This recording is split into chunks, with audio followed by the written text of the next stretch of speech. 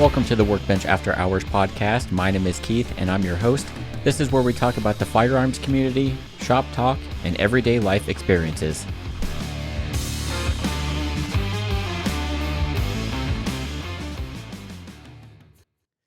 Welcome back to another episode of the Workbench After Hours podcast. This is episode 36.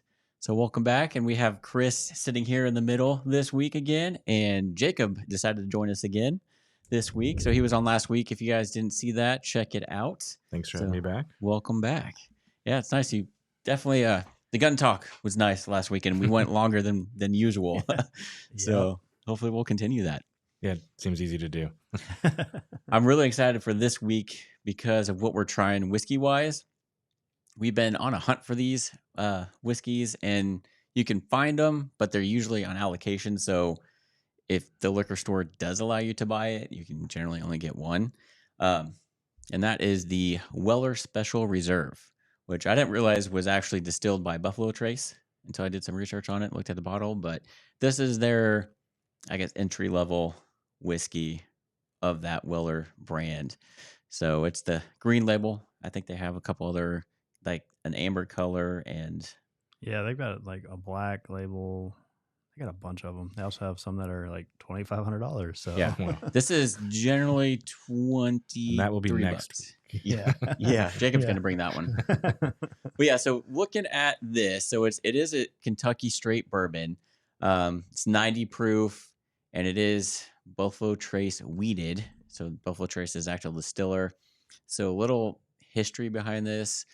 W.L. Weller was an actual guy, but it is a wheated bourbon originally created by the Stitzel Weller Distilling Company. The brand is named after William L. Weller. He was a distiller who is credited by some as being the first to use the wheat as a secondary grain in the straight bourbon as opposed to the more commonly used rye. So, and then he kind of has something to do with Pappy Van Winkle. But the W.L. Weller Special Reserve is the most common of the lineup. So if you can find the Antique 107 or the 12-year, you're probably going to pay for that. But so as far as like the nose, like the aroma is supposed to be vanilla caramel and then honey, gently, a little bit of honey in there. And then on the palate, we're supposed to get kind of a sweetness with a mix of honey, caramel, and vanilla, and a light fruit. So we'll see if we get that. I feel like I rarely get the fruit when they say that. Yeah, I hardly ever get it. Yeah. Beers too. Like I rarely get it on most of the beers unless it's like really, really fruity. Yep. So that's why we're gonna try it neat again and see if we get any of that, and then move to On the Rocks. So Chris, I do like their slogan that they have on the back. Did you see that? It says "Honest whiskey at an honest price." Yeah, I mean you can't beat $23. Yeah, we'll see. Hopefully it tastes better than a 23. Yeah, that's cheaper than Jack. Yeah. But maybe that's why you can't find it. I mean, if it's as good, I don't know. It'll be interesting. A lot of guys I talked to said you used to be able to find this stuff everywhere, but for some reason it's becoming anything Buffalo Trace now is becoming harder and harder to find. Like even just a regular Buffalo Trace bourbon. I actually found a couple bottles of that recently with this. So yeah, because I guess that distillery's got to be huge because they do Blanton's, Wellers. I want that to be our next. Yeah, I think that should definitely be on the road trip next time. All right, what kind of nose are you getting over there, Jacob? It's got more spice to it than I expected. I'm thinking it's going to have more bite than I anticipated. You can smell the heat a little bit. Yeah. Definitely getting the caramel and vanilla. You get it up front and after though, a little bite. Not as much as I expected off the smell. Getting a little bit of fruit, maybe, but mostly caramel and vanilla for sure. Yeah, I don't taste the fruit. I can tell the vanilla. Yep, vanilla and the caramel for sure. Yeah, it is definitely on the sweeter end. I think on the rocks it's going to change entirely though. It'll smooth out. Well, we'll find out here. It'll surprise us. So, Chris, while I'm doing doing this stuff, what is the gun of the week? Well, the gun of the week, this is an FNS 9. So this is my nightstand gun. I got it literally locked in a little box next to my nightstand so the kids can't get into it. And it's got 2 magazines, usually one full of hollow points, the other one's just regular 9mm rounds. So hope to God that never has to be used. Yeah. I got it at a really good deal. It was actually a police force gun. It's got Trijicon night sights, which is what I loved about it. I also bought their 40, and they're like identical to each other, same size, same everything. That's nice for training. Yeah, so it's a nice gun. I got it at a really good deal, so I bought that and my 40.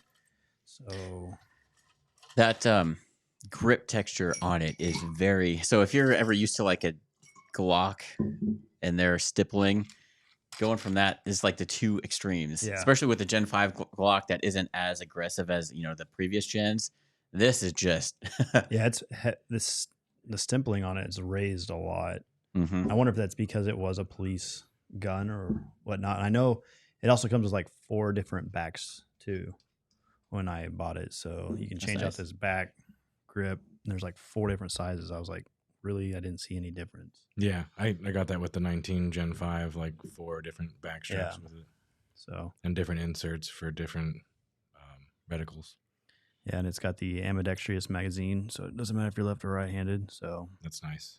Yeah, I got a really good deal on it, so that's the reason I bought it. And it was my carry gun for a little bit, and I was like, I need a nightstand gun for at night. And since it already had night sights, I was like, perfect.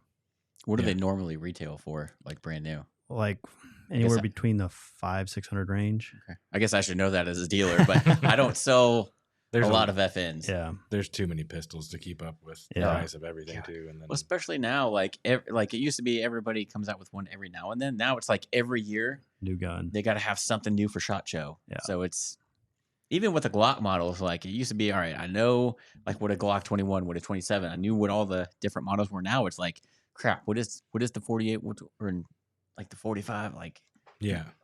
But and you would think that the G45 would be the 45 caliber. Yeah, I've always thought that too. Nope, it's just when they came out. I don't know.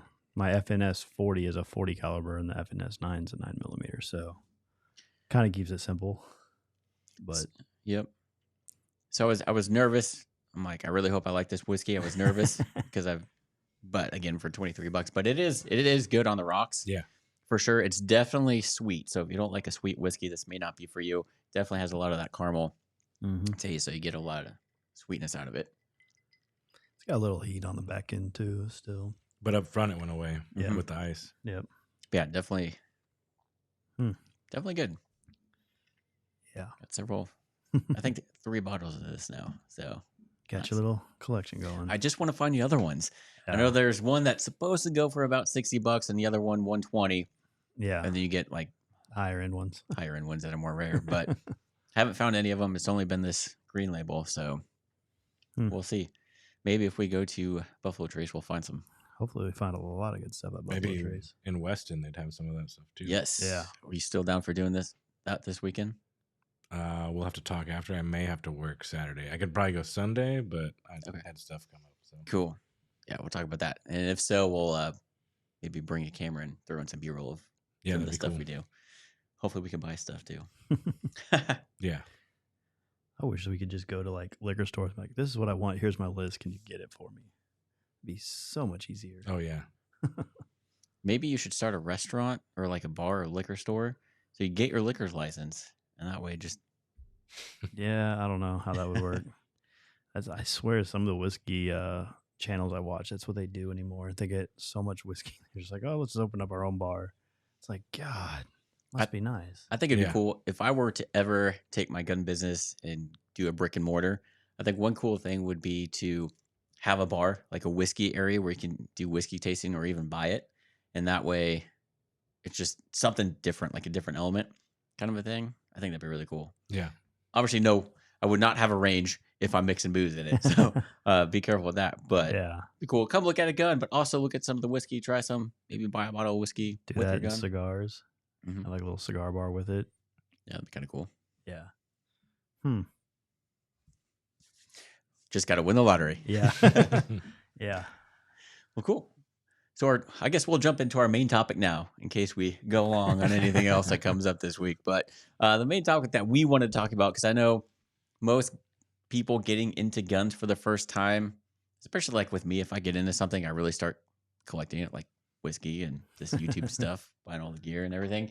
Is once I started getting into guns, I started just buying a bunch, and I was more on, I just want to have as many guns as possible. Wasn't worried about the price. Obviously, the less that I could spend on a gun, the better. So I was buying more. Because you could increase your collection at the Exactly. beginning. Yeah. Buy the cheaper guns to get the quantity and go from there. And then all of a sudden, I had a bunch of guns. But I remember when I bought a Car CM9, never shot one, didn't know much about it, but I saw that it was really small. I'm like, I want a really small gun to carry, super cheap. Got it. And then I took it apart. I'm like, this is why it's super cheap, because the frame looked like just a piece of plastic that they just maybe put together. And then obviously the slide was metal, but it just looked like a cheap gun. So yeah, if you like doing that, that's cool. But now I'm to the point to where I've been in the guns for a while, been buying and selling for a long time. I'm more of having the quality of guns versus quantity. I think you're in the same boat, aren't you, Jacob? Yeah, and I've been changing my collection out of stuff like that for a while, and that all the guns I aspire to purchase are a lot higher than even what I have, because I have enough guns where I feel comfortable in my collection that now I really want to add a piece that I'm not going to sell it if I buy it, versus I've learned my lesson with, like, I'm going to end up flipping this because it'll be cool for a while, but you know, it's not something you love, or not something that'll last the test of, like, you own a gun 10 years and put a couple thousand rounds through it. Is it going to be worth keeping at that point? They do wear out. Yeah. And I'm to the point where I don't have a 1911 in my collection. I would love one. And yeah, I could go out and spend $500 and get an SDS Imports 1911. I'm sure they're fine, but are they the Rock Island? Right. Are they the best though? So I'm like, I'm going to save my money, get kind of the higher end Springfield Armory, because I've had one and shot it and liked it. Or ideally, I'd love to have a Wilson Combat. But I don't.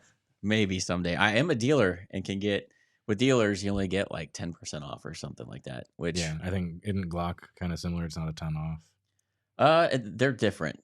Glock, I mean, I could get a pretty good deal. Like a regular Glock 19 or something, it's like $440. Okay, yeah, And that's depending on when you are, they That's resale pretty good. from like $530 to $700 in some shops. So yeah. I Mine was averaging 600, my 19 Gen 5 when I bought it. So yeah. So I would love to have a 1911 in my collection. Instead of buying a cheap one just to have one or multiple, I'm gonna wait and buy a quality one. yeah. It's hard though. Yeah, it is. It is. Especially if you really want it and you just want to have that gun. You're like, I don't care if I find one cheap, I'm gonna try to buy it. Or hopefully you find like a really good deal somewhere. Or you go hold a cheaper version of it, and when you really want a 1911 and you're like, well, I've got the money for this today, I don't have the money for the one I want. Yeah. Maybe I'll just buy this and then upgrade to that one later. Yeah. And that's how it ends up in your collection. Yep. And then you try and sell it and you're like, crap, I'm losing money on that gun because you can't sell it for the new price anymore. Yep.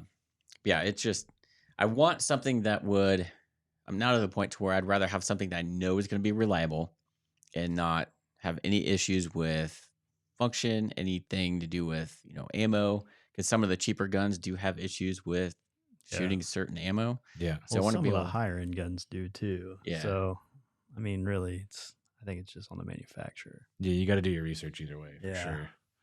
But yeah, like with shotguns, I used to buy I can buy a bunch of Mossberg 500 88s.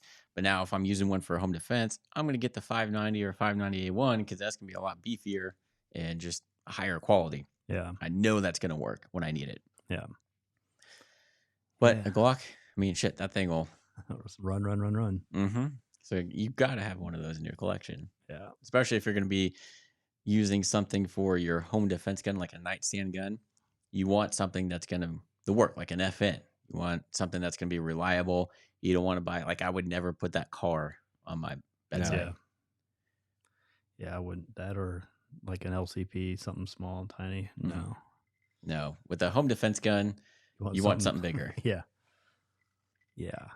So, I keep having this dream that comes up every now and then, and it sucks. And it's freaks me out. But I'm in a dream to where I'm needing to use a gun in self-defense, and I'm grabbing it and I'm trying to pull the trigger, and the trigger's not happening. The gun's jamming, and I'll try to clear that jam, but then like the slide gets jammed coming back, and So it's a high point.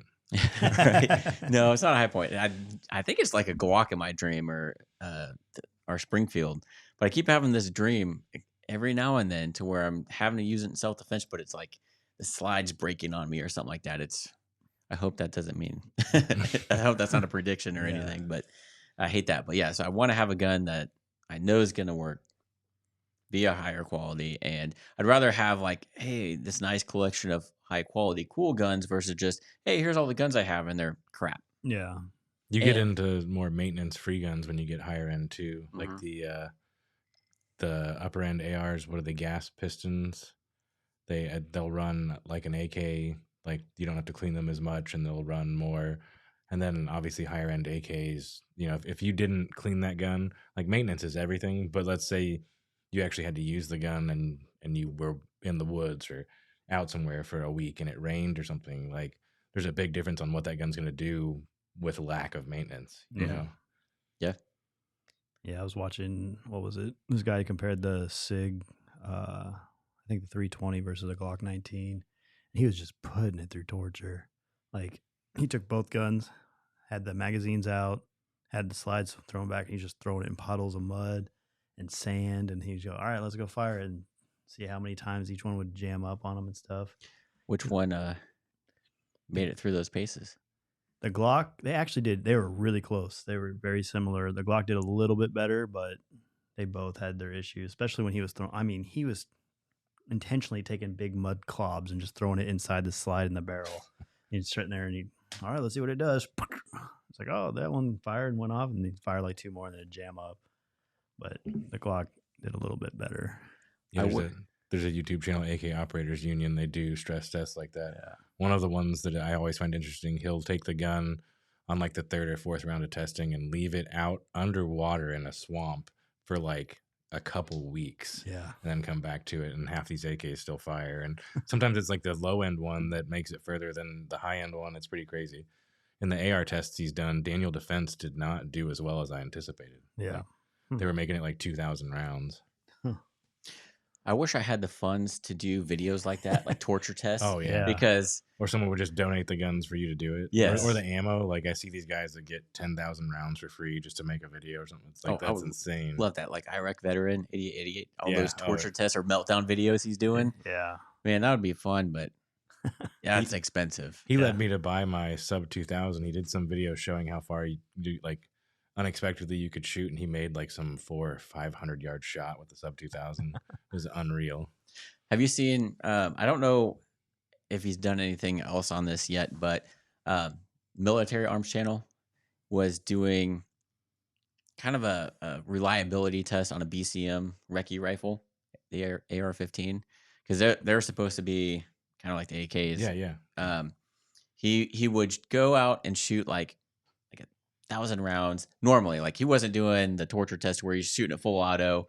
Like he was shooting it to where us normal people would shoot it. So he'd take it, shoot like 1,000 or 2,000 rounds at a time, normally semi-auto, not overheat the barrel or anything. And then he would just tape it, put it away, and he'd mark, I shot this amount of rounds. And then he'd do another video where he just pulls it back out, doesn't clean it, doesn't add any lubrication, and just keep shooting. And so he would do that just to see how long it would run without needing to be cleaned or lube or anything like that. The last video I saw, I think he was around like 10,000 rounds or something.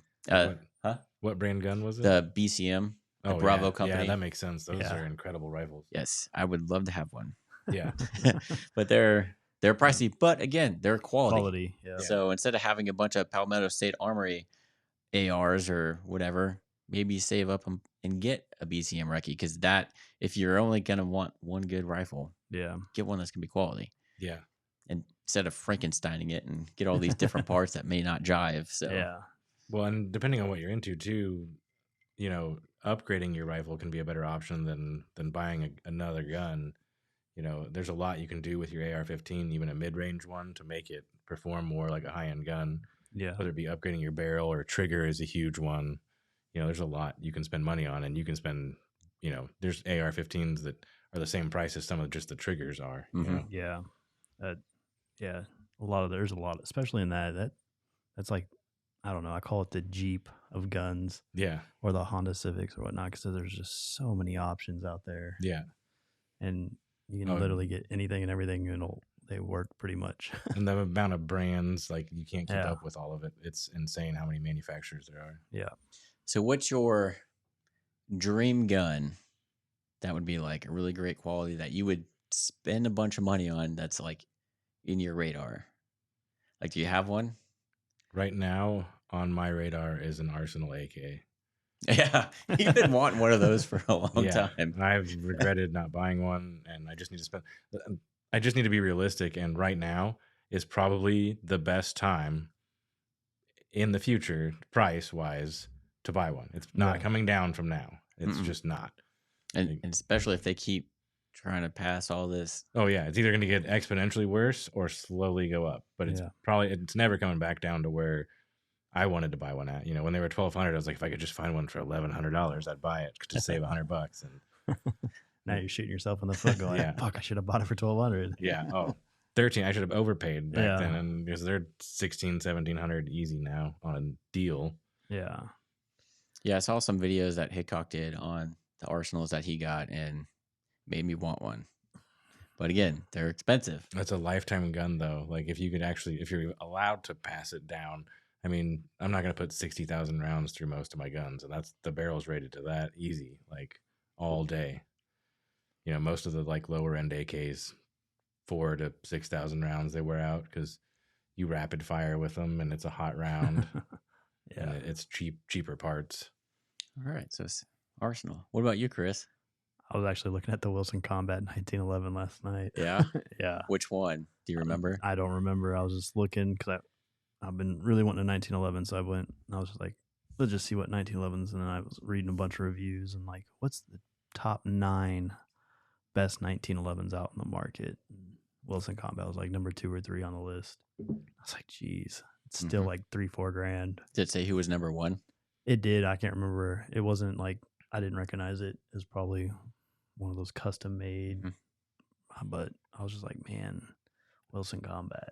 Yeah, I think that's mine too, is one of the Wilson Combat 1911s. Yeah. Because they're all custom made by hand. Each one, all the parts are made for that one. It's not like they're making a bunch of parts and fitting them together. That made for that particular gun. So it's pretty cool. Yeah. You're looking at a minimum of $2 grand.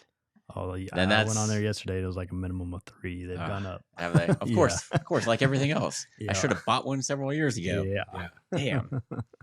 Yeah, that would be one of my. If I'm going to spend a lot of money on a gun, be a Wilson Combat 1911. Yeah. And then of course, then you got the Barrett 50 cals. But let's be honest, I really don't have anywhere we could shoot that. Yeah, not until we get a bunch of land. Even then, I mean, you need a bunch of land to really shoot that gun. Yeah. But it still would be fun. Do you check any of those videos out on that collector, Jacob? I haven't yet. I've been meaning to, but it's been a crazy week. Yeah, that's he definitely does not buy anything cheap. Yeah. Yeah. Let me tell you.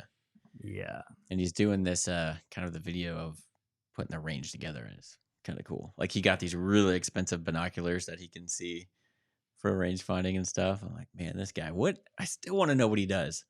Like, where did he get all this money? I would almost think it's like, it has to be oil money with oil, real estate, something. Mm-hmm. It looks like he may be somewhere in Texas, just judging by the land that he's purchasing, but who knows? Yeah, for all we know, it could be up north. Yeah. Yeah, I don't know. Like, I wonder, like, on a lot of those people that we watch, like, how can you afford this? How are you doing this? Yep. It's just crazy to me. Yeah, but a lot of people do live at the maximum of their means, no matter what their means are, too. Yeah. Yeah, but it's just, but still, their means are ridiculous on some of them. Yeah, like, it's nuts. I'm like, how can you drop the money on, like, just, here you go. I want it. Here it is. It's like, God, I want to know what that feeling's like just once. Mm-hmm. Here's $1 million cash. For a complete luxury. Yeah. It's like, geez. I'm going to charter a boat like Below Deck Men. So have you seen anything crazy in the news since last week? I don't remember the name of the bill, but I saw one has come up where it basically puts 1,000% tax on guns and firearms accessories. Yep. Yeah. It was like HR 18 something, I think. Yeah. Maybe. But yeah, that that's definitely going to make everybody go out of business. Yeah. 1,000% tax. 1,000%. That's absolutely absurd. No. And I saw, obviously, we have the one where they want to allow people to sue gun manufacturers. Yeah. Seriously? That they could be liable for anyone killed with their brand gun. Yep. Which then every company should be against that. Yeah. Like, what's the line between that and your Chevy caused your DUI? Yeah, that or that knife that you took out of the kitchen and stabbed someone with. Yeah, I mean, Like, where's the line that ends with that? Yeah. I mean, accidental anything. Yeah. I mean, then every brand would be liable for any death. Or your house collapsed on you during a tornado. You're gonna go after the builders then, and then every lumber company. And nature's liable. Yeah. But it's, I don't know. I get tired of it. I saw on Facebook a letter that the president of Smith & Wesson wrote basically on his opinion on that. And, he's like, obviously we advocate for the Second Amendment and everything, but to be able to sue the gun manufacturers, like we're not liable for what happens to that gun after it's legally purchased. Like, I forgot. I wish I should. If they were liable, why Pull would it they up. do background checks? Then it's the manufacturer's Like, fault. it's not like you're suing Ford for somebody that wrecks a car. Kind of the same thing. So I need to find that letter. I should have brought it up, but it made a really great point. And it's like, yeah, like you're going to easily put most manufacturers out pretty quickly because legal fees, even if they win and they don't, win the judgment, just the legal fees from all the lawsuits that would get filed would bankrupt them real quick. Which is what they want. Yeah. Yeah, because, we can't ban guns. Well, let's make the manufacturers go out of business. Like, if they're going to do that, I think we should be able to go after lawmakers too and sue them for the laws that they make. Yeah. And then try to bankrupt them. So Or go after them for the blatant insider trading they're doing. Yeah. But they're making everybody safe. Yeah. Yeah. Uh-huh. Speaking of kind of down that realm, so the 87,000 IRS agents that they're hiring, I saw the job requirements for that. And school diploma. Well, no, it includes carrying a firearm and like willing to be able to use deadly force. And for an IRS agent, you're there to enforce taxes, and they're targeting like people that make 40 grand a year. Yeah. So you need to carry a gun for that? Uncle Sam wants his money. That's just insane to me. It's also crazy to me that they passed that bill. All the Democrats were like cheering and applauding, and then when they did also the other tax for whatever, it was like $749 billion that taxes the middle class. They're all like happy and cheering. I was like, fuck you guys. Yeah. Like, how about we tax you guys 95%? See what the fuck happens. Oh, the inflation bill anti-inflation bill that just came out that raises taxes for like almost every American. Yeah. How do you call that anti-inflation? It actually makes inflation worse. Yeah.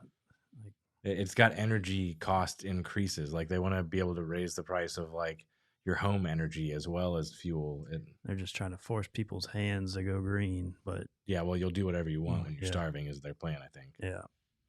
And that's why they're trying to get rid of these guns. So I wonder under that 1808 bill, like say that were to pass, the fact that they say that those tax IRS people can carry guns, I guarantee you they would get exempt from that. Kind of like the police were getting exempt from that. Well, yeah, they're a federal employee at that point.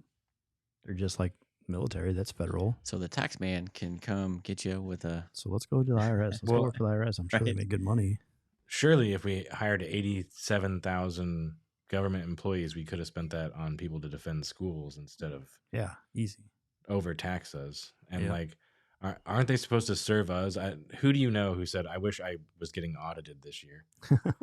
Like that's not what anybody once. I really hope I don't get audited for the business. I usually pay that extra from like TurboTax.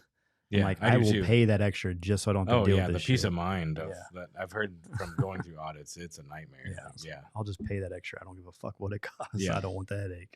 You want receipts? Boating accident. I Yeah. was moving them across the lake to my storage house, and they just all went down. Bloop, bloop, bloop. I just saw bubbles. Yeah, I'm always nervous about that.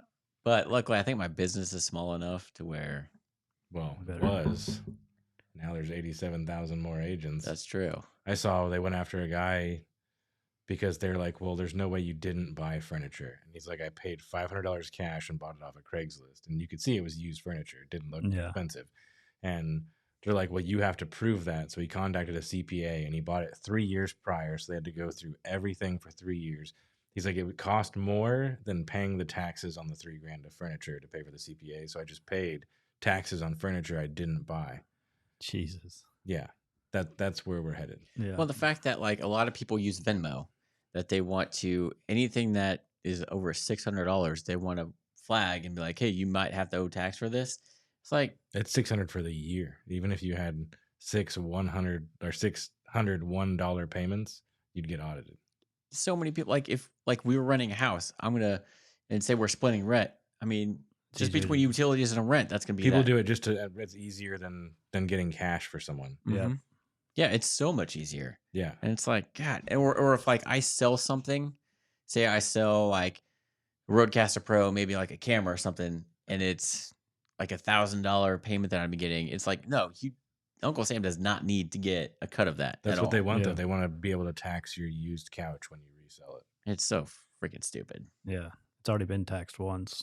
Yeah. Why the fuck if does not it be more? taxed? I mean, you have income tax, you have state sales tax. Yeah.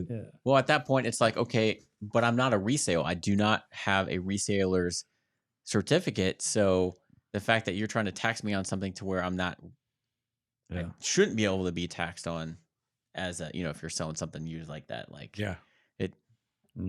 you also now don't have a couch and have to go pay sales tax on a new couch, so you're still going to be paying tax. So we're gonna have to start writing receipts for all this crap. I'm leasing it out. That's what I'd say. Yeah, because you don't pay sales tax on leases. Rental tax. Yeah, they'll come up with it. Yeah, probably. But and then more people are going to start paying in cash, but then they're going to see all these bigger withdrawals and more withdrawals. Yep. So that'll raise flags. Banks are going to get all worried. Mm-hmm. Because they get worried. Luckily, most financial institutions were against that because it's such a higher cost for them to try and keep track of all that stuff in the records. That and they don't like carrying that much cash either inside their establishments. So yeah, comes a liability. Yeah, I saw a guy that he was trying to like badmouth a bank, maybe even get him shut down because he went in and he wanted $100,000 cash and he wanted it right then. And he's like, well, you guys are just crooked because you won't give me my money. No, it's a small branch. They don't have, if they give you $100,000 and they have $120,000 for the day and someone comes in and wants a reasonable amount of money twice, two people want, $10,000, they're out of money. Yeah. They can't do that. You just have to schedule stuff like that. You just be logical. They've been robbed so many times. There's not $1 million at your local branch. Yeah. Just be like Floyd Mayweather and just carry it in a backpack. Have 5 security guards around you. Do you ever see videos of those freaking idiots on TikTok, the island boys or whatever they are? Yeah. Just an island boy. They think they're cool because they're going up somewhere with stacks of $100 bills. And like I saw a video of like him trying to pay for something and like somebody came up and was recording him. The dude had such a hard time counting it out. Like he's like, what is it? 3,000 something. And then he counted it, didn't have enough. And he kept counting more. And so then he had more than what he should have given the guy. And then he had to go back and count it. It's like, you guys are so fucking stupid. Yeah. Like, why the hell are you guys famous? Yep. And the fact that they got the diamond teeth or whatever they are, the diamond grills. Yeah. It's like, what is our world coming to that these idiots making all this fucking first of all, they money. talk so much shit. I feel like you just got to sell your soul. You have to be willing to go anywhere to be that. Like they're just willing to do anything.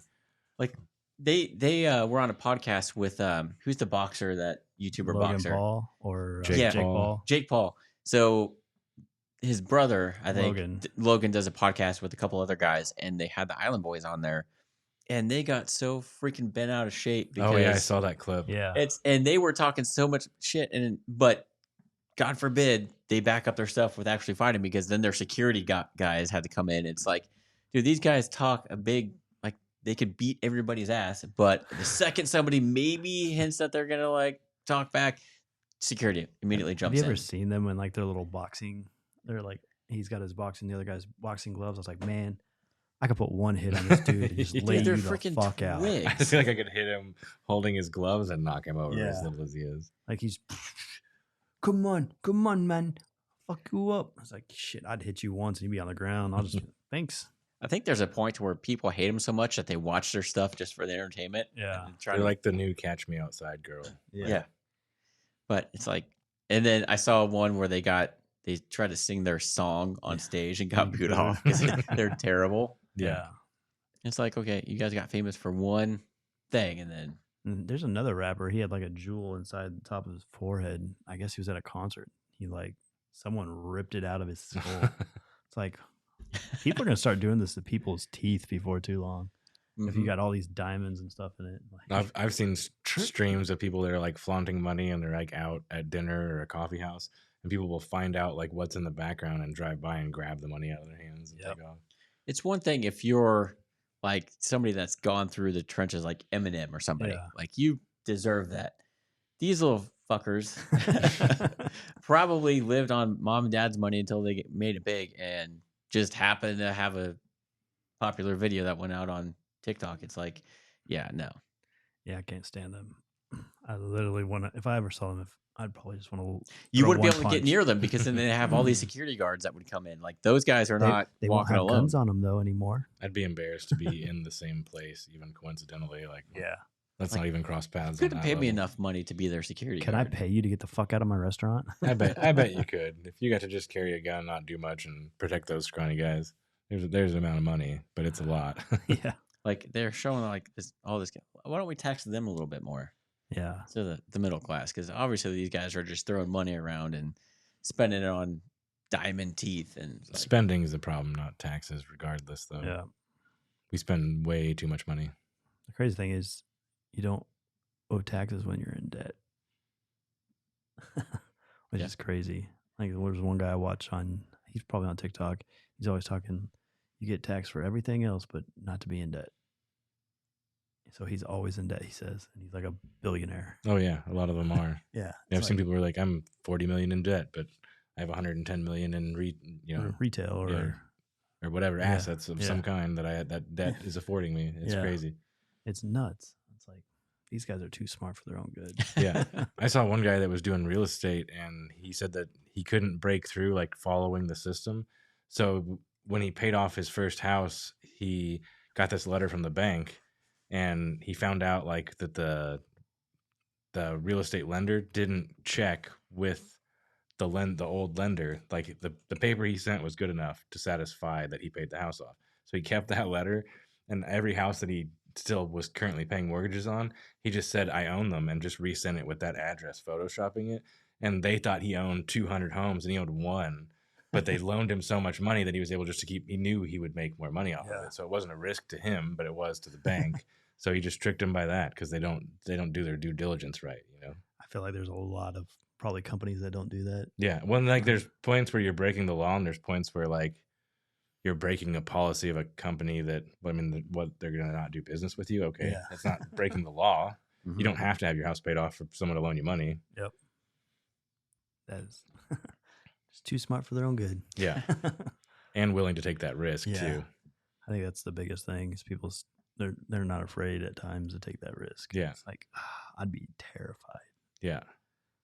Yeah, I just took out $200,000 and bought like 4 properties with it, and then I'm gonna keep doing that. It's like You'd be a guy ugh. that gets screwed. Yeah, I'd be the one that gets. Oh, early effed on, over. that's all it takes is one major thing. You know, Yeah, once you have a bunch of stuff, then it covers it one way or another. But yeah. early on, it's terrifying. Everyone's like, just buy an apartment complex. I was like, yeah, just go buy an apartment complex. Who Yeah. can the fuck afford that? Yeah, it's still a lot down. Yeah. A 20-unit apartment complex is still a couple $1 million. Yeah. It's like, granted, you'll make a lot of money, but fuck. Yeah, and deal with a lot of stuff too. Yeah. Mm-hmm. But real estate assets, I don't know. There's not much you can top Mm-mm. consistently than real estate assets. unless you sell drugs, but Yeah. there's also a risk on that. Yeah, Illegal. just a little bit. Yeah, all those movies, they live in the high life until all of a sudden something goes bad. And they get busted. First of all, what is it? Don't smoke your own supply or anything like that. Yeah. It's like they never listen to their own words when they say that. Then they start, and that's when things go bad. Yep. It's like, if you're gonna do that. I always laugh at I don't remember which movie it is with Tom Cruise. He's flying, doing the cocaine Oh routes. yeah, the American or Yeah, something like that. Something like that. He freaking crashes it. He's just covered in white.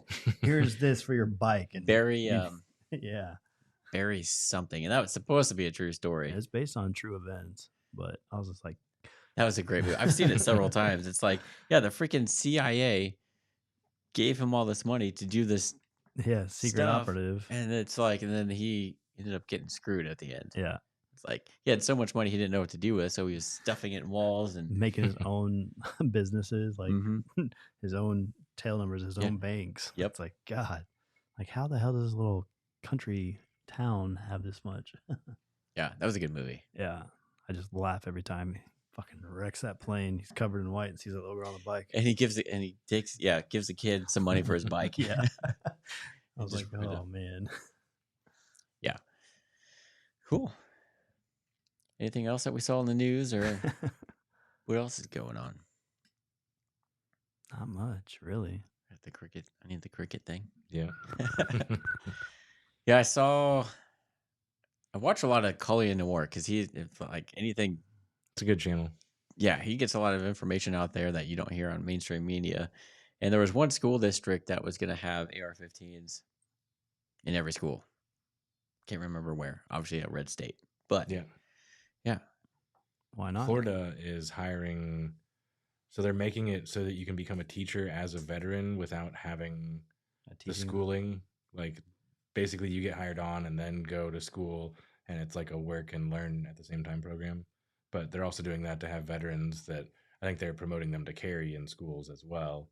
And they want people to appreciate veterans. Like from what I saw, he was like, we say the Pledge of Allegiance every day. He's like, I think it would mean more if one of your teachers was an actual veteran and could explain more behind it, and you had more respect for him. Yeah. And we're losing a lot of values. I think that was pretty cool. Yeah. I don't know. They have a bunch of programs, but I don't know. It's some of these, like, you have to learn about these programs. There's a lot of qualifications too with it. So like you're taking a large group of people and narrowing them down quickly, and then they have to have that desire within that small niche.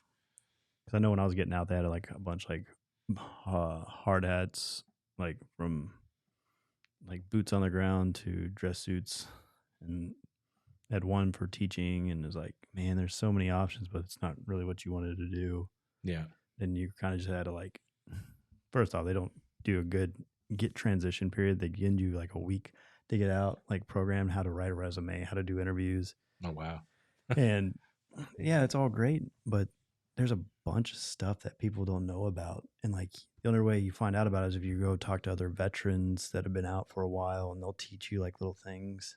And you're like, God, that'd been nice back in that class to know this. Yeah. Like when you're going for your They should hire a veteran that's been out for a while to teach that class. Yeah, like disability. Like I thought you go and do your initial one and that's it. And like every veteran I've talked to, like if you want your disability rating to be good, you got to have like the POW or Veterans Affairs or some other identity to back you up on your disability ratings, and then they'll reevaluate you, and you'll most likely get everything that you said you were disabled. I'm just like, because the first time I did it, I got like 10%. I was like, what the hell's going on? Yeah. I was like, there's no way. They just get away with what they can. Yeah. Like hope you accept it and take it for what it is. And then you only have like a year after you get out to like challenge it. So like, but unless you get really good people to go like a lawyer or people that deal with claims. But I was talking to someone else at work. They were a veteran. He's like, yeah, you need to have someone back you on your claims. I was like, what are you talking about? He's like, go find prisoners of war, go to your local VA chapter, get someone like that to back you on your disability, and they'll go back and reevaluate you. It's crazy you need all that just to justify it, though. Yeah, and I was they like, should be taking care of you up front. Yeah, I was like, this is nuts. And then like I found out later, like through another veteran, there's a program that if like you say you're running out of your GI Bill, but you still needed time, you can go and do like voc rehab, and they'll pay for your schooling until you're done. And like, if you need tools, they'll get you tools for your job. It's like, what? Why don't they teach this shit? Yeah. It's like, let you know what's available to you at least. Yeah. Like, they just need to do a better job. 1 week is not enough. Yeah, for sure. And then like, so when I found out about this and I talk to other veterans now, I'm like, do you know about this, this, this, and this? No, what are you talking about? And they're like, oh, okay, you need to do this, this, and this. That's crazy. It's like you got to know, and then word of mouth. It's weird. He's looking like a veteran with all that gray hair. Yep. Navy, accelerate your life. That's what it does. Yep. Yeah, I don't think I could do it. We did. I remember in high school we toured the USS Nimitz. Yeah, I remember that. That was yeah, you were there. Yeah, that was really cool. That's a big boy. Yeah, it was. It was cool. I'm like, man, I don't think I could live on a boat though like that. Like it is like inside the boat itself, like it is cramped quarters, and you had to duck down to get through everything. And yeah, you didn't want to be tall and on one of those boats. Yeah. No. Well, I'm 6'5", so I would be miserable. Yeah, 6'5". Yeah. Maybe in that chair. Yeah. I don't, because the other office chair I have takes up even more room. Yeah. So I'm like, well, I need to be up so I can see this. Maybe we should get some of those round stools, like bench. Yeah. Yeah. Or these are free. Yeah. You can get those with your company logo on them for fairly reasonable price too. I've looked into it. Nice. Yeah, bar Or stools. custom logos. Kind of like we're doing our merch that hasn't happened yet. Yep. Man, I looked into it to do it to where I have a company that makes the shirts, like I design it or whatever. It does its own drop shipping and everything. Yeah, it is. Not only do you have to basically have a minimum order before it'll even do anything, but then you have a subscription service to that company that's going to print and do the shirts. Then you have to find another company who you have to pay. I have a local friend that will print them and package them, but you have to ship them. Like they'll ship the order that you have to you, but then you would have to deal with the drop shipping, which is not that bad. That's the easier part. It's already packaged, like in plastic and everything, ready to go. Well, that'd be perfect because then you get those cheap. We'll have to talk things. And let me know what, like, how many you were thinking and like what designs. I'll see if they can do it. But yeah, because it was like I had to design these shirts, and the more shirts I designed, the more expensive it was going to be. Yep. And you had to have like just to get one shirt, just to test out to see what it looked like. It was going to be like $275 for them to do it. Yeah, because they have to waste a whole screen and yeah. And then I'm like, well, I don't know. Judging by what's on the computer that I'm doing, it looks okay. I don't know. Like it's hard to get things centered and where like. Well, at that point, it's probably a medium point where like if you ordered 20 shirts, it's only $350, and at least you're getting 20 shirts instead of one for $275. Like, but you if I get 20 shirts, it sucked. Like, if like this logo right here is not placed right and it's off, it's like it's really hard to gauge designing a shirt on some of these websites. So then you had that, and then you had to get a Shopify account which charges you and all this, and it's such a pain in the ass. Yeah. I've been also watching a bunch of YouTubes and like, oh, design free t-shirts, and then like you can upload your t-shirt design or gallery or whatever to your Amazon or whatever you want to use for selling it, and people go on there and choose and buy. Amazon has a program where you can create one, but it's fairly expensive. But you can create, I found this as just like a side hustle video.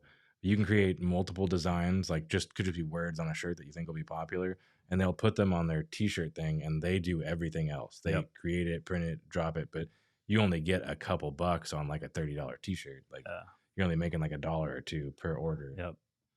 But it's like motivation or motivated or whatnot. But I mean, if you did something popular enough and it took off, 100 shirts a year, $100 for writing 3 words on, and having to do nothing else. Yeah. Be nice. Yeah. Some of these places I was looking at, it's like, man, I'd have to charge $30 a shirt just to make a couple dollars on it. It's like that's on top end of a t-shirt. Like these grunt style shirts I love, and if you get part of their program, it's like $20 to $25 a shirt, which most people are going to pay that. Like my wife refuses to pay more than $20 for a t-shirt. I'm like, if it's nice, I'll buy like a 37 or the 47 brand. Like if I want a nice Royals or Chiefs shirt or whatever, I'll pay the $35 or whatever for that one. But I'm only going to have a couple of those. But yeah, that's the just way a normal t-shirt that's of a gun company, I don't know if I'm going to spend $35 on one of those. 20, $25 is where you want to be, I think. Yeah. So once you figure in all the different subscriptions and stores and shit I need, I'm like, that's not even worth it. Like then you're going to have to come up with tax and all that now because. But I think you'd be better off if it's something you stuck with too, you know? Yeah. Because the first time we tried it, she found somebody on Facebook and they did it. And I ordered like $500 worth of shirts and they came out like crap. Like remember those first shirts that we had that they weren't like, she used this weird print on it and it was almost like ink that didn't dry right. So they were very fuzzy and then they broke apart really quick, really easy. And I'm like, great, I'm stuck with all these shirts that really suck. And then she found this other lady that can do it pretty good. But then she's like trying to figure out how, because she's like, you're going to save money by buying in bulk. It's like, okay, well, what sizes am I going to go? How many like mediums? And then, most people are large, extra large. A lot of my clientele kind of getting even bigger. So it's like trying to figure out how many to keep in stock or what sizes to pre-order. Yeah. That becomes an issue too. Cause it's like, well, shit, over time you'll figure it out, but up front it's hard to know. Yeah. It's like, I don't want to be stuck with like, I know not to buy smalls because I don't have anybody other than. Why don't you just do what Demolition Ranch does and have your own branding company? Yeah. I would love to do a lot of stuff Demo Ranch does, but like just destroy things. Yeah. But he has his own branding company and then Bunker Branding. Yeah. He does several YouTube channels and Roman something or other, a big YouTuber. He just took half of it. He bought half of it from him. Nice. Crazy. Yeah. All right, Chris, that's your job. Yeah. I'm delegating. Yeah. That'd be. I'm going to hire you, but I don't have any money to pay you. So you get a free shirt. Here you go. Yay.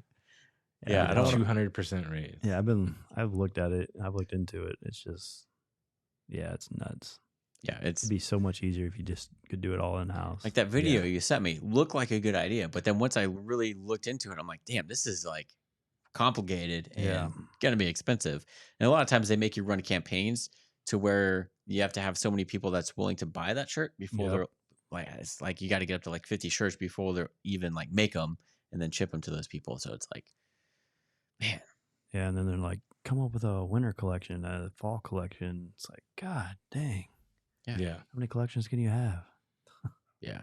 I think just starting off with one steady t-shirt that never changes and then branch out from there would be the way to go. Yeah. And always keep that in the line. So we got two designs that we like, and I'll show you those. But the maiden shirt's the Boomstick logo on the front, and then the problem is like Marie's had two drawings that she got me for Christmas of a couple different pinup girls, and I like them both, but then you have to have two different designs. And then it's also cool to have, if you do that, because it has a Boomstick logo on the back of that, to maybe do just a small Boomstick logo like this, and then the big design with the name on the back. But then we also have another one that we've done that's the original one, and it's like, trying to decide which one will sell. And then we also have the one with the AR flag on the back. That's really cool. It's one my son loves to wear. Yeah.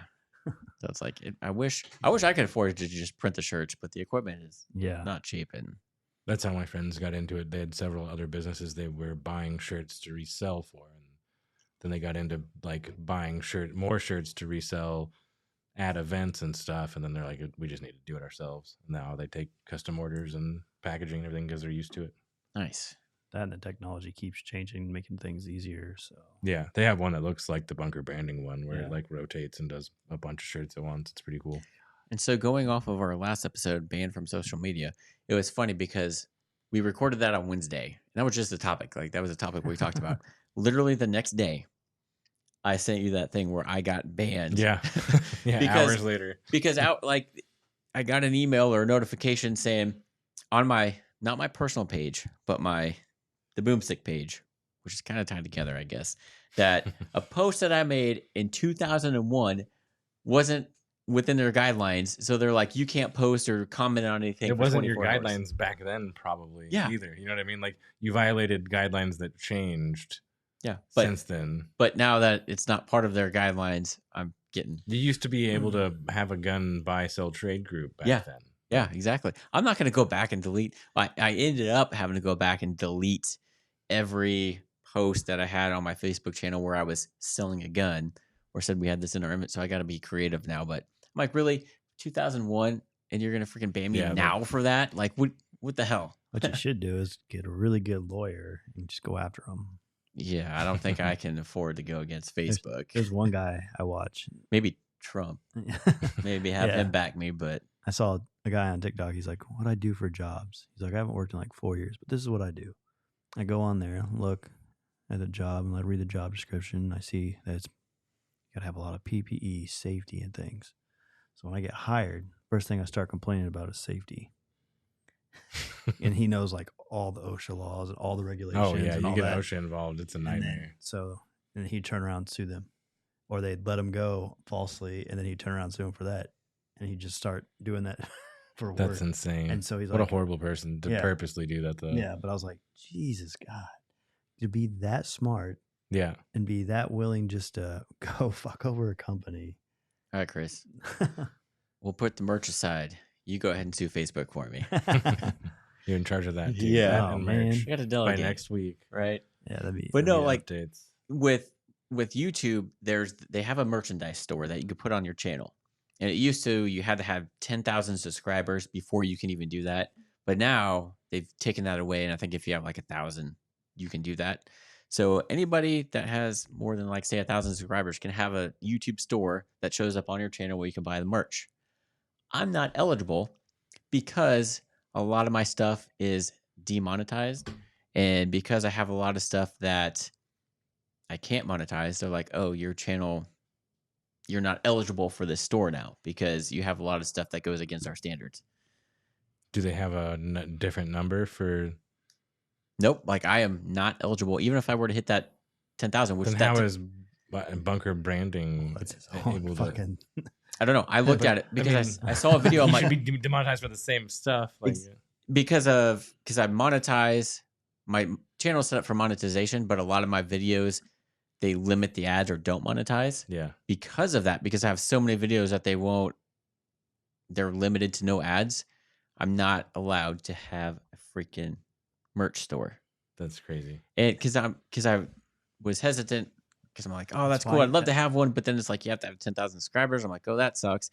And I saw something where they got rid of that because the YouTube channel pointed that out. I'm like, cool. It says, go here to check your eligibility. And I did. And it says it's not eligible because I have all my videos just fit within their freaking guidelines. Just make your own branding company. And I'm going to make my own social media company like Trump did. Just reap the benefits. Yeah. I'm going to compete with YouTube. Billionaire overnight. I wish. That'd be awesome. But yeah, I mean, that's so stupid. Like the fact that I can't have that merch store because I have videos and none of them have copyrights. None of them go against their standards because they're in their YouTube standards or else they'd be taken down. But the fact that I have so many that don't meet their ad guidelines, I can't sell merch. Yeah, that's absurd. Yeah. I think you just need to come up with your own branding company, and then you can just put, hey, go to this website or click here, and it sends you to your website. So if there's any that's your way around it. T-shirt people out at there. The bottom. Yeah. Or in the description. Yeah. Check out this website. Yeah. Got an idea? Free merch? So yeah, we're working on it. There's just a lot of hurdles to get through on this merch stuff. Boomstick branding coming soon. Yes. There you go. Then you can come up with your studio one too and do Shotgun Studio. Yeah. Branding too. Oh man. To do another podcast for that one by next Wednesday. This is fine to do a podcast on because we can banter back and forth. Doing one solo is very tricky and a lot harder because you are basically having a conversation with yourself and have to make eye contact with the camera a lot more. And keep that pace. Yes. Yep. It was difficult. And now it's like, crap. I knew what I wanted to do for that first one. Now to keep it going, it's like, and then just trying to keep up the topics. Like I'm going to have something like listed out because it's going to, it's difficult. Yeah. Do that and have like your own little script on your screen. So then you can every once in a while look back. Oh yeah. Did I talk about that? Nope. Yep. Okay. I'm going to outline it. Yep. So I have to have that one out by next Wednesday. So I'm going to start releasing videos on that channel every Wednesday or every other Wednesday because we do this one mostly Fridays. Why don't you just do it bi-weekly? The podcast is the Shotgun Studio podcast is bi-weekly. So it should come out next Wednesday.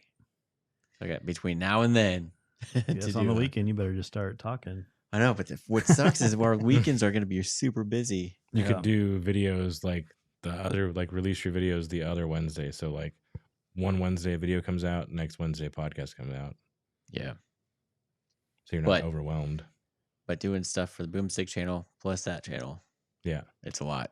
Trying to come up with stuff to do You're for like gun videos. editor before too long. I just need to quit and do this full time, and it'd be nice. I would love to do this full time, but I don't have any money coming in. I have ad money from YouTube, but I haven't hit $100 for a payout yet. And judging by the fact that I've been monetized since, what was it? I got approved in April. It took them several months to actually approve my channel to be it, but it's like, I think maybe I have maybe $28 in ad revenue sitting there, and then I don't get a payout until I hit 100, and then I get a $100 check. I'm like, awesome, sweet new microphone. That's the day. It's got to pay off. It's got to pay off some of these microphones. Yeah. Thing. So yeah, sponsorships. Yep. So if you're listening out there, yeah, sponsors are welcome. Especially send ones a that whiskey makes... you would like us to review. That'd be totally cool. I've got a good lineup of whiskeys I want to try coming up that are on the shelf up here. I bought that Maker's 46 because when I was at Gilmer's, it was on sale. I'm like, because that French oak, you were talking about it. I'm like, oh, I saw it. I'm like, it's on sale. I'm grabbing it. And then this, it's called Old Tub that just got released. It's what Jim Beam was before Jim Beam whiskey was a thing. So I'm interested to try that. And then the Maker's 101 too, as well. And then that Thomas Shelby whiskey. I want to try that. Too many things to try. Yeah, there's other stuff over there. You're further ahead on whiskeys than topics. Exactly. Exactly. It's easy to come up with a whiskey of the week and a gun of the week, but topic wise, it's like for now. Yeah, we'll see. Before we get through every gun. We'll see what Hunter wants to come back on, so we'll see what he can talk about. So when is he coming back on? I don't know. Huh. Okay. The problem is they're getting ready to have a baby, so Hunter's still part of the podcast, but it's a little more difficult with him because he's got a baby on the way. So luckily Chris is done with that. So yeah, this guy will always be here. Yep. We'll have Jacob back again for sure. Oh yeah, yeah, I enjoy it. So I would definitely. I'm not sad about this Weller's. Like the fact that I have, what did I say, 3 bottles of this, given that it was only $23 a bottle. Yeah, for sure. Not sad about it at all. Honest whiskey. Especially the longer the mixes with that ice, it's good. Especially if you like the sweeter taste of whiskey. Yeah. It's cool. And it's just a cool why bottle. don't you pass that ice now that you talk about it a little more? Do it. Should have brought my big cubes again. Yeah, now that we're using the bigger size glasses, Hunter's not going to break one. Yeah. Keep forgetting to bring them. I need to start bringing them over or buy you one. I also found one that has I have the circle ones. Yeah, well, I found another one with like a big circle. You could put like 4 of them in. So I don't know. It's so hard.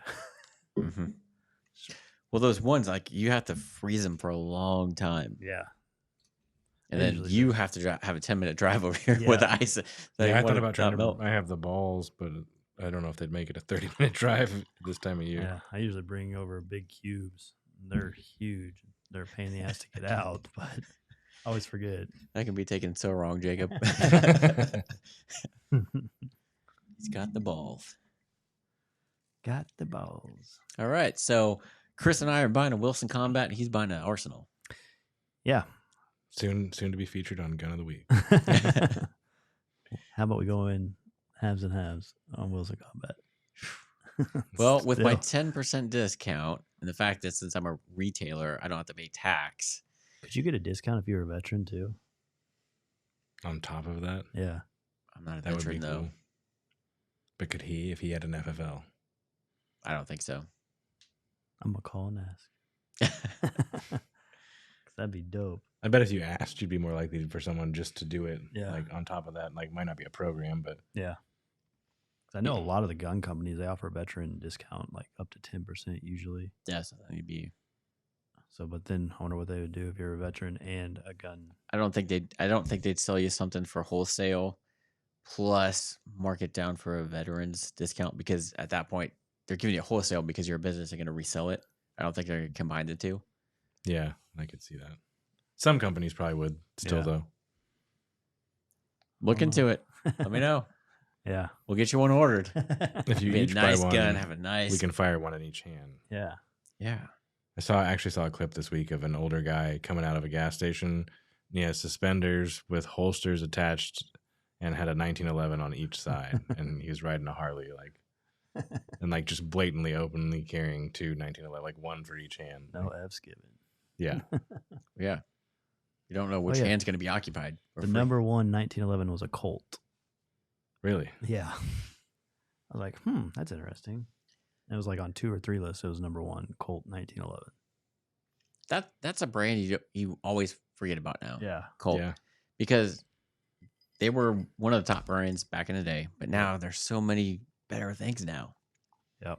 I can't be a Colt dealer unless I have a $10,000 buy-in. I have to order $10,000 worth of crap before I can. So it's like, what am I going to do with $10,000 worth of Colts? Yeah. Buy $10,000 worth of 1911s. First of all, I don't have $10,000 to order anything on right now, so no. 1911s. M16. If I had my correct license for that, I would. Which I would love to get, but again, it's $500 a year every July 1st. So I'm going to wait until the next July 1st. Yeah. So you get the full year. I guess we're close enough. We're only a month away, so then there's a lot of paperwork involved with that, though. So your FFL was $300 one time, and this would be a reoccurring $500. So the FFL is $300 every renewal. So it's like 7 years. Is it like the 3, 5? I don't know. It's worth it though. But to get that Class 3 firearms license or your SOT, it's $500 every July 1st. So if you were to apply for that license in, say, halfway through, it doesn't matter when you buy it. The next July 1st, you have to pay that full $500. They don't prorate it or anything. So if you start it and pay for it in February, $500. Well, guess what? Come July 1st, you're gonna have to pay another $500. I would think though, if you sold one Class 3 firearm a year, you'd make that back. The margins have to be way better on a $20,000 gun. They are, but the paperwork, and then you have to sit on that, and there's different forms, and it's like, that and silencers. Way more regulated. The ATF is going to be up your butt a lot more. Yeah. I saw some weird stipulations from an FFL in Colorado once where it was a friend of mine's friend who owned it and was telling us he had stuff in his safe he could never resell because it's a pawn shop. So they would do stuff where they sign a contract agreeing they're going to pay it off. They pay the thing in full, but became a felon before taking possession of the gun. So they're in this weird loop of the pawn shop having to hold the weapon because they can't release it to them, but they have a contract saying they sold it to them. So they don't own it, but the person that owns it can't possess it. So he said he had 6 guns in his safe, just that he couldn't do anything with, can't resell, can't give to the owner who paid in full. That's such a weird scenario. It is. And it gets really iffy. So I don't want to, if I were to get that license, it would be just to have for the business, and I can use. So I can use, suppressors. I can get them at cost, get sent to me. I can use those. And as long as I have the business going, I can possess those and then still resell them if I want to. But if I decide to close the business or get rid of my FFL, then I have to either surrender them to the ATF or sell them to another dealer with that same dealer with that license. Couldn't you try to legally purchase it? Couldn't you with a personal Class 3? I could, but what does that cost to get into? On the buyer's side, do you know? For to buy Class 3 stuff? Is it just a stamp, or is it actually a license you have to acquire? No, it's a stamp. So if you were to buy a full auto M16, you're just paying that $200 tax stamp. So it's only $200? I would figure Class 3 why wouldn't they bump that up to $500 or something? You're already, again, you're paying so much. If you were to buy one, you just pay the $200 tax. But if you were to buy one, you're going to pay $20,000 plus that $200 tax stamp. But then you also have to go to your sheriff, and explain why you should have this, and they have to approve it. Yeah, But me as a dealer, I could just be like, hey, this is a demo sample. Or Yeah, well, you already whatever. had an interview with the ATF at that point, so Yeah. I could see why they wouldn't care as much. If this YouTube channel grows enough and I get some extra funds, I might do it. But that'd be cool just to have the Mr. Guns and Gear has his FFL and license for that, and every Friday he does a featured full auto. It's awesome. I'd be willing to have a conversation with you about maybe even going in with you on you becoming that. Like, if you could get stuff at such a better price, and I only had to pay for a $200 tax stamp, and you gave me a better deal for helping you get the license, you know what I mean? Yeah, like I could sell you a suppressor at that point at like say wholesale. Yeah, and that would be worth paying. Like, I would rather, even if I was going to go buy a suppressor, like that's worth a conversation. Because if I was going to go buy a suppressor and your wholesale price helped cover the cost for you to do it, and it cost me the same, I'd rather help you get that license than. And with the e-forms now, it's supposed to be a lot quicker for getting the approval on the suppressors. Yeah, supposedly, but who knows? It's I wonder I wonder how long it takes on class 3. But it's got to be faster because there's probably a lot less people applying for it. I don't know. You would think. But maybe they look into more though. I don't know. They're like, why does this guy want to follow M60? But again, that Mr. Guns and Gear gets it all. He has a ton of them, and then that collector guy, he's got some full autos, right? Yeah. So I mean, it can't be that hard. I'll have to look into it. I'm sure it's like SBR rules of like you can't take it out of state and all sorts of stuff though. Or you gotta have paperwork with you at all times. Yeah, you can take SBRs and things and like your suppressors out of state, but you got to make sure. Sometimes there's certain things you got to do. Yeah, but it's sketchier. It is. It's and nerve-wracking. I keep seeing this thing to where they're trying to remove like suppressors from the NFA Act, which they should be, because the movie, I think that it's the movies that really screw us, where it makes it seem like you can't hear it, but realistically, I still wear hearing protection when I'm shooting something suppressed. But they keep trying to pass this stuff to try and get those off there, which would be awesome. Yeah. But I've been waiting for that for a long time, and hasn't happened. happened. I think we were the closest we'll probably ever be a while back with that Hearing Suppression Act. Yep. Yeah. But we'll see. And then they turn around and go after stuff like body armor. I bought some just because. I have some as well. It's heavy. Yeah, do you have steel or ceramic? I have ceramic. I spent the money. Yeah, I have curved steel. It is quite heavy. Yeah, I bought it through the business. I bought the actual carrier is an AR-500 carrier. Yeah. And then I went through LA Police Gear. Yeah. And I've been thinking about switching my plates out for their plates because they're awesome. Yeah. The ceramic, I'll show it to you here afterwards. You can get ceramic for what I paid for steel AR-500 armor. Yep. Yeah, I would be interested to see that because I have those similar carriers. I have AR-500 carriers. Can't remember if I have the side plates or not. I'll have to look. But it's one of those things that they keep trying to ban, like, oh, civilians shouldn't have body armor. It's like, really? Yeah. I messed up. I actually have an extra set of plates. So I have level 3, level 3A, and level 3 plus because I didn't understand the difference between 3A and 3 plus. And 3A stops all handgun rounds, but not most rifle rounds. Right. As where 3 plus stops green tip. So ended up with an extra set I don't really need. I think I have level 4. Yeah, I'm sure you do. LA Police Gear does level 4, but they're not certified. That's why they're allowed to be cheaper, but they show them what they would have to certify to. It level 4 is like way above your normal level 4, like for them to guarantee it without certifying. And that's why they justify, like, we could sell this to you for 3 times the price, or we could sell it to you for what we are and not get certified.